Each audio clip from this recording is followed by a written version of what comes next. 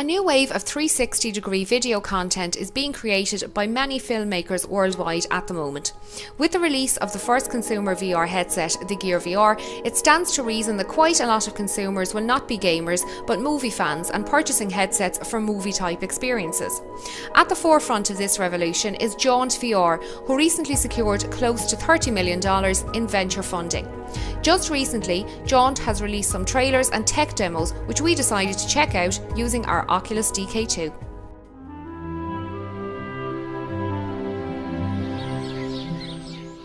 The Hobbit is Jaunt's journey to Middle-earth and is a short experience showing tranquil rural vistas all set to the movie's iconic score. You get to see some fleeting glimpses of Gandalf as he strolls through the countryside while you're transported from location to location by a fading black screen.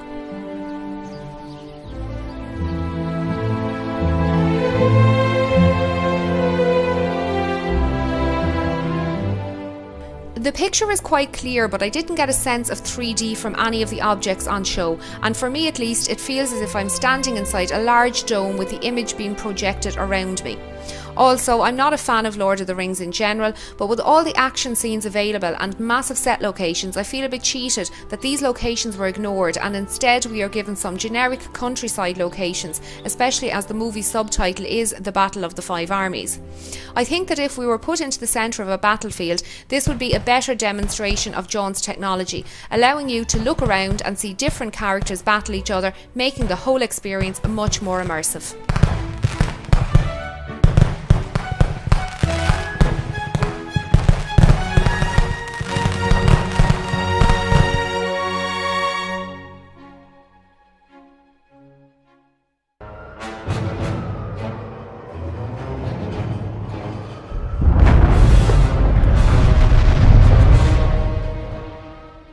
The Kaiju Fury trailer is a Godzilla-style B-movie which puts you on a city street where you can freely look around.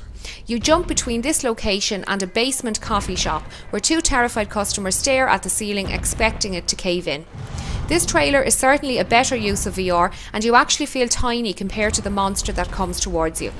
The special effects are classic B-movie cheesy, but again this 30-second trailer is far too short to enjoy fully as you will be turning your head wildly to take in the whole scene.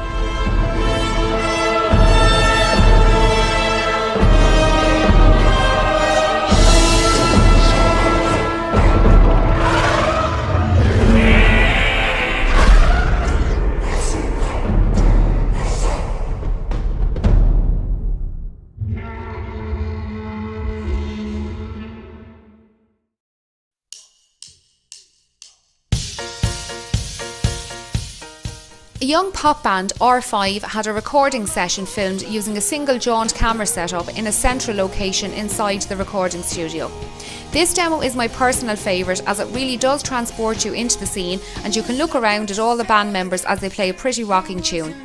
The picture quality for this particular experience seems a lot clearer than the other examples and you have at least some time to enjoy the experience as it's longer than the 30-second trailers which jump from scene to scene.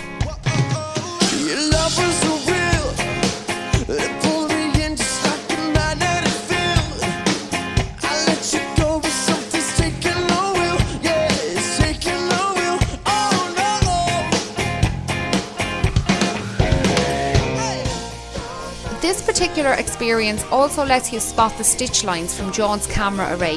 The stitch lines are minimal and you would hardly notice them as I did have to look hard to find where the image overlaps.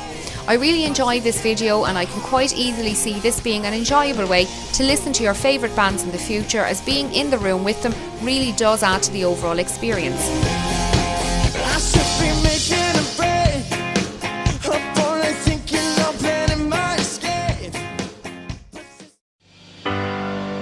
When you were young and your heart was an open book,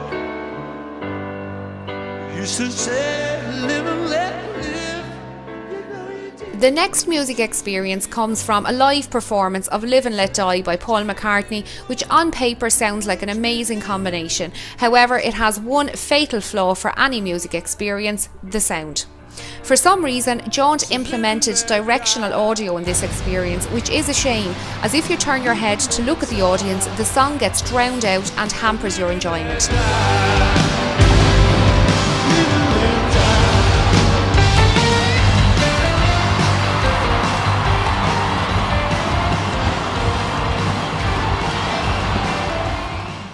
Also very noticeable in this particular experience, due to the wide open space, is the lack of resolution in the current rift.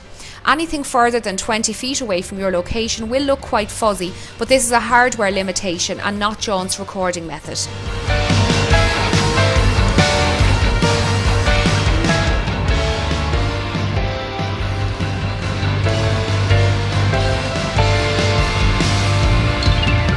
The big question is, would I sit through a whole 3-hour performance in VR watching 360 video similar to this?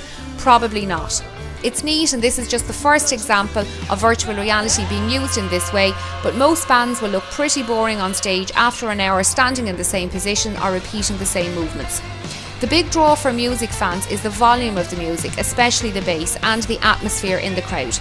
I think no matter how advanced the technology gets, this will be very hard to replicate in your VR den. One big advantage, however, will be the use of augmented reality overlaid on the live video feed, which I fully expect to happen in the very near future and will certainly add a new dimension to live broadcasts.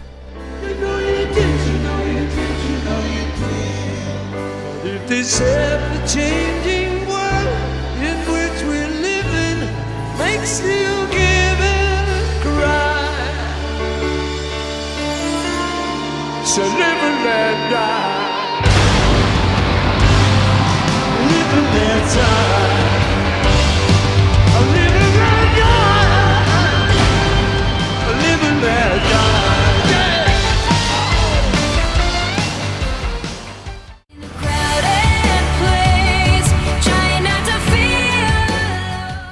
Next is my least favourite jaunt experience, Elle, which is just a fashion shoot showing Jackie Lee from The Voice. The only interesting part of the video is the text overlay detailing the clothing Jackie is wearing. This will certainly be used in VR and AR when retail starts to take an interest in this new medium, as I could certainly see an episode of MTV Cribs using text overlays on items shown in the house, with product details such as price, where to purchase popping up as you direct your gaze at them.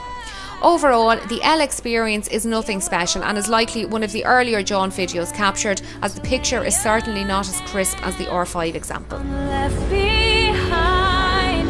Yeah, we all know how it feels to be again for a while in a crowded place. The mission is a cinematic experience based on a World War II special operations team that's dropped into a raging battle on the Eastern Front.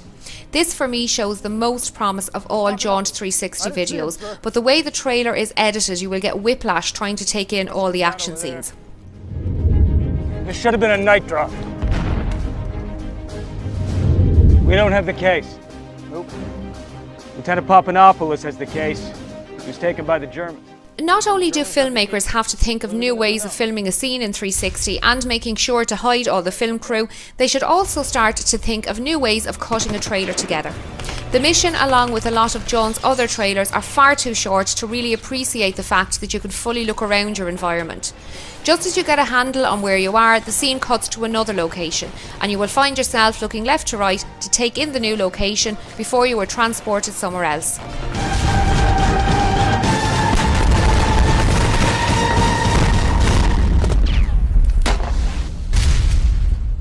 Having quick cuts like this in action trailers has been a mainstay in Hollywood for years, but this does not work in VR.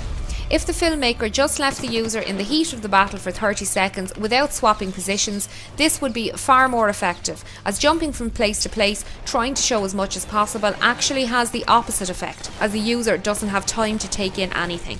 The mission does have Jaunt's best 3D implementation on show, especially when you jump into the battle tank, but as I've stated before, the trailer is just far too short.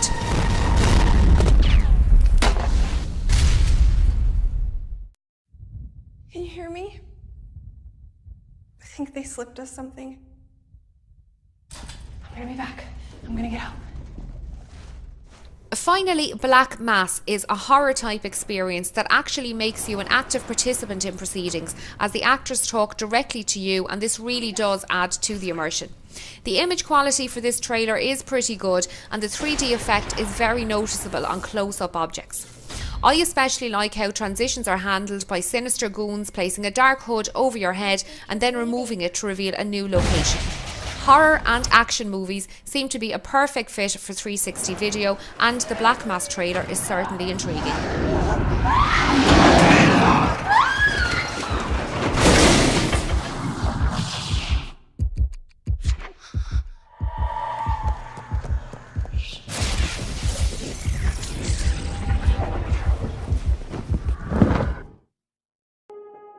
Overall, we applaud John's work in the emerging field of VR video content. The content available to download does show some great promise with some mixed results, but this is more due to the actual content being displayed and not the actual technology behind it. Creating 360 video content is the biggest leap forward for the movie industry since talkies took over silent movies, and it's going to take time for filmmakers to really get a grasp on spherical filmmaking before we start to see the true potential of VR movie content.